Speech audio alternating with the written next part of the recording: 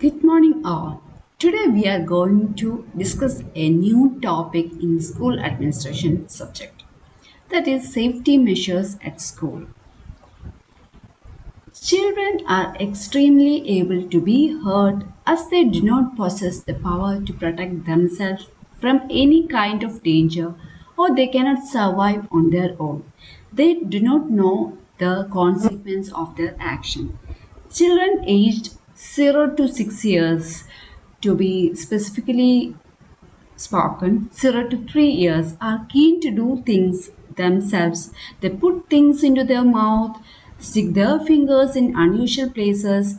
They like to explore and experiment with everything. They constantly bump, trip, and fall down. Therefore, the constant supervision and sometimes restrictions in their movements is irresistible to avoid accidents and injuries. And that is the importance of safety measures to be taken in a school. There are mainly different types. Our safety measures at school are categorized mainly into three parts. First one is outdoor safety. Second one is indoor safety, and last is pantry safety. Coming to the first part, that is outdoor safety, we have to save our play areas, then secure the school boundary. We have to take care of transportation safety, and we have to prepare for emergency situations, and we have to supervise our children constantly in our school. Coming to first part, that is safe play area. We have to regularly inspect and maintain our outdoor play equipments like swings, slides, climbing structures, seesaws. They are crucial to identify and repair any potential hazards promptly. If any broken pieces or damaged pieces are there, we have to replace it as soon as possible. We have to use soft surfaces such as rubber mats beneath our play equipments to reduce the risk of injuries. Then coming to the securing the boundaries, we have to install secure fencing and gates around the outdoor areas to help the or control access, which helps to control access and ensures our students remain within the designated boundaries. Then we have to enforce strict visitor policies, which contributes to maintain a secure environment by preventing unauthorized individuals from entering school premises. We have to give permission to access to parents and close relatives like grandparents to visit our children. Then coming to the safety measures, so say transportation safety, we have to establish and enforce safety protocols for school buses and transportation. We have to educate our children or give awareness class about safety behaviors when entering into the school bus, exiting and riding on school buses. For awareness classes, we can give rhymes and stories regarding the transportation safety during our class time. Then coming to emergency preparedness, staff members should undergo regular first aid and CPR training to respond effectively to injuries or emergencies. All of the staff are required to know the first aid techniques, mainly the CPR training. Then we should have well defined emergency response plans for situations like accidents, severe weather conditions, or medical emergencies, which ensures a quick and coordinated response in our school. Then coming to the point supervision, we have to ensure an appropriate teacher to student ratio during outdoor activities.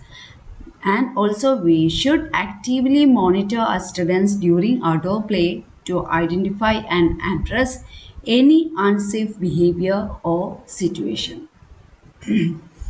Coming to indoor safety measures, first we have to take care of our classroom safety. We have to ensure that classroom furniture and equipment meet safety standards. Usually we are keeping child size materials, child size furnitures in our school. We have to regularly inspect and maintain equipments to prevent accidents. If there are any sharp objects or sharp area, we have to mask them. Tables and chairs are kept away from the balconies or window area. If there are any curtains in a window, we have to tie back and keep it hooked to avoid strangling. Doors should have stoppers and do not have accessible latches. We have to keep floors clean and dry to prevent slips and falls. We can rubberize or keep cushion material or rubberized mat on the floor.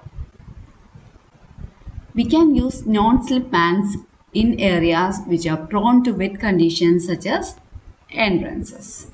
Coming to the chemical and hazardous material management, we have to store chemicals like cleaning materials and hazardous materials safely and following proper guidelines. We have to keep it in closed cupboards. Then we have to educate our staff on the safe handling and storage of potentially dangerous substances. Coming to health and hygiene, we have to promote good hygiene practices including hand washing, hand wash properly before and after the meal, after their play time, and respiratory etiquette. Then we have to provide hand sanitizer stations throughout the school, especially in high traffic areas. Coming to first aid mental preparedness, we have well equipped first aid kits according to children's now. We have to equip first aid kits readily available throughout the school. Then we have to train staff in basic first aid procedures like giving CPR like that, and ensure that our staff are trained in CPR and first aid techniques. Coming to electrical safety, we have to take care of these points, like we have to regularly inspect electrical systems and equipments for potential hazards. We can use electrical appliances and ensure proper wirings and outlets. All the unused switches and plug points, it should be covered. Then if we are using pedestal fans, we have to keep it at a safe place away from children's reach. Coming to the washroom safety, there are many cleaning lotions, hand wash, soaps. We are using these things in a washroom. It should be kept in closed cupboards and ensure that buckets aren't filled and children are not left alone, as drowning is both quick and silent.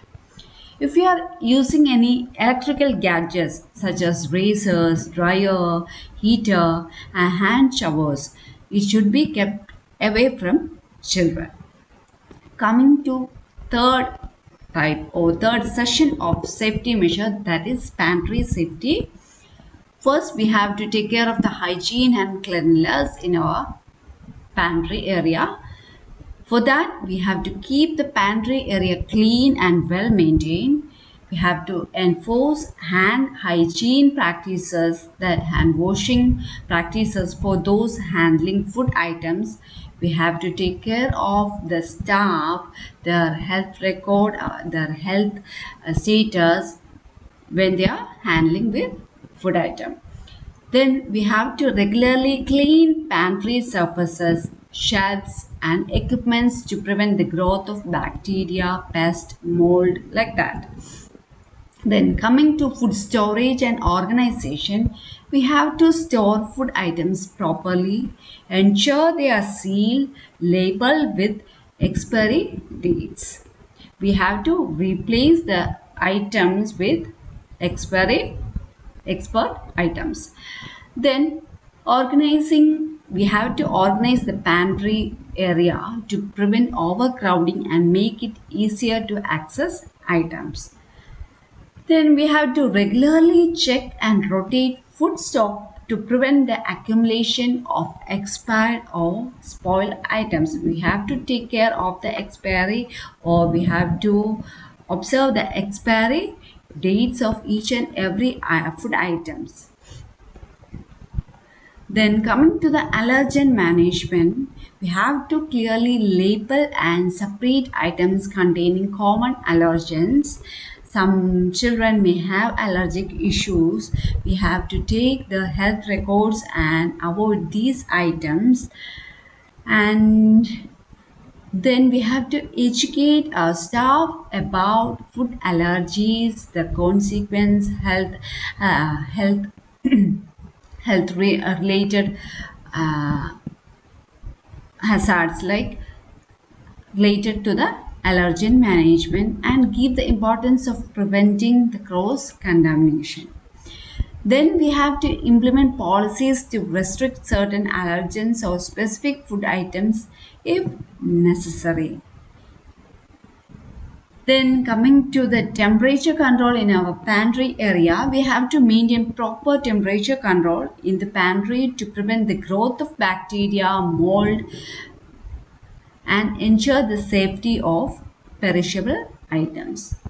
We have to regularly check and monitor refrigerator and freezer temperature.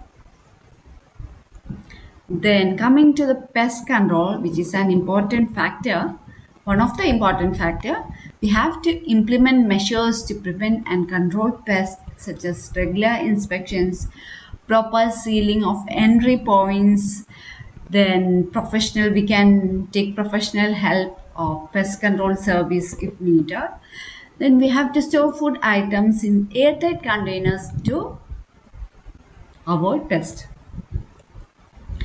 Then coming to the emergency preparedness in pantry area, we should have a first aid kit readily available near the pantry. Then we have to train our staff on emergency procedures, including handling spills, accidents, injury related to pantry activities.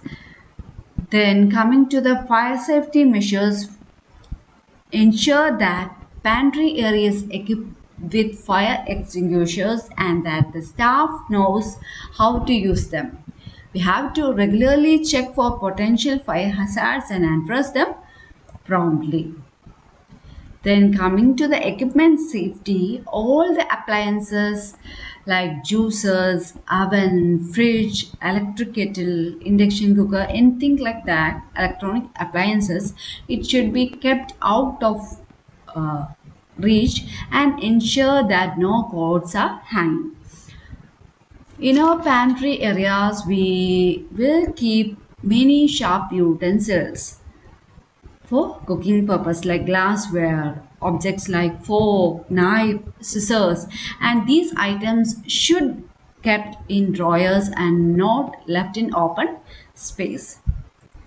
In our cleaning or in our pantry area, we use cleaning lotions or insect sprays or any other chemicals.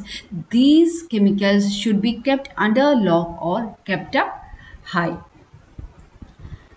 Coming to the staff training, we have to provide training to staff members responsible for managing the pantry regarding safety protocols, including proper food handling, storage of food items, and hygienic practices. We have to stay informed about local health and safety regulations related to food handling and storage. We have to regularly view and update pantry safety policies to comply with any changes in regulation. Thank you. Today we deal with Safety, we discuss the topic safety measures that should take care in a school, and that are mainly classified or categorized into three types: outdoor safety, indoor safety, and pantry safety. Thank you.